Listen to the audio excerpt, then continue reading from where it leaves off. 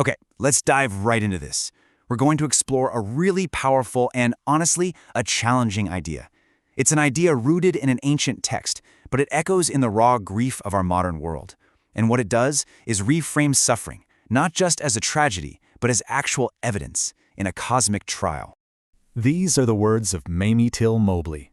It's 1955 and her 14-year-old son, Emmett, has just been brutally lynched in Mississippi. In her grief, she makes a decision that absolutely shakes the world. She holds an open casket funeral. She puts his mutilated body on display, forcing an entire nation to confront a horror it desperately wanted to ignore. Now that's a startling question, I know, but it gets right to the heart of a profound theological argument that's found in the biblical book of Lamentations. The idea we're exploring today suggests that what Mamie Till Mobley did wasn't just a protest against racial terror, it was a continuation of an ancient legal case. To really get this, we need to look at an ancient legal concept. It's called a covenant lawsuit, or rib in Hebrew.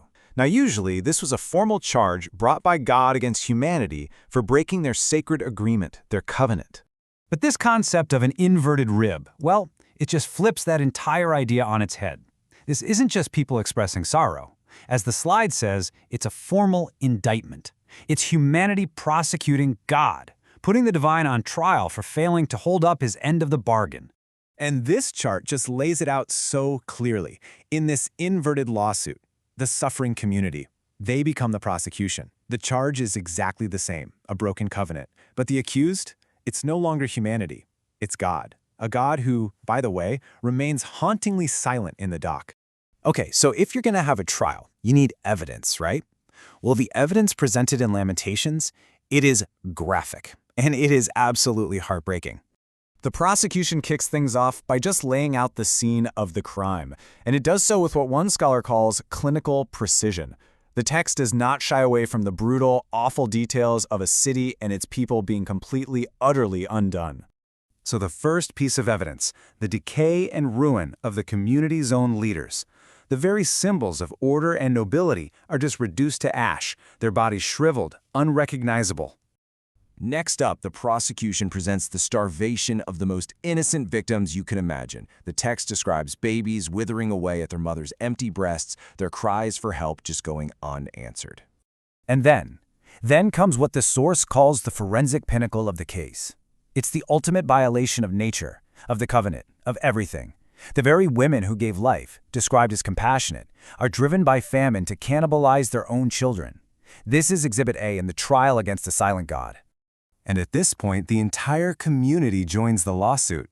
This isn't just one person's grief anymore, it's a collective demand.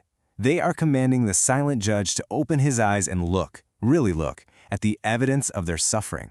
You know, this is what makes Lamentations so radical for its time. Other ancient laments, they almost always ended with a God feeling sorry and promising to fix things. But Lamentations, it deliberately withholds that neat little bow. The book ends with a question just hanging in the air, leaving the trial adjourned indefinitely. So here's the crucial point. This unresolved trial, this posture of defiant waiting, it didn't just end in 586 BCE.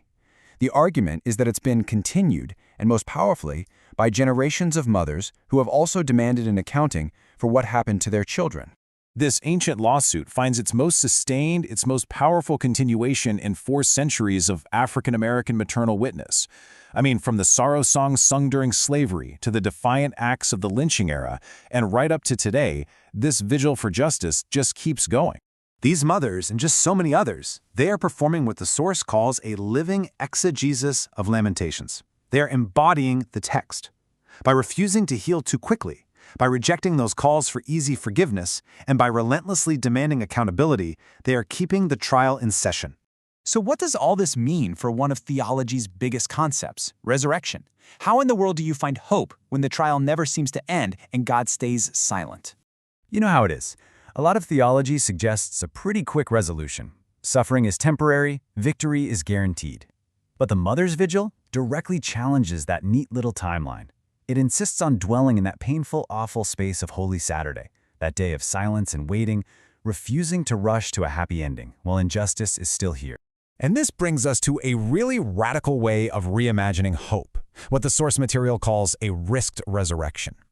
In this view, hope isn't about getting a final answer or some sudden miracle. No.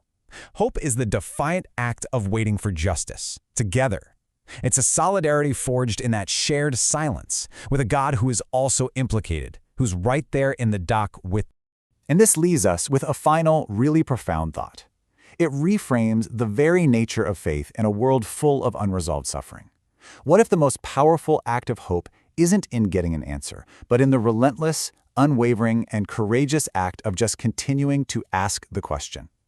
The trial continues.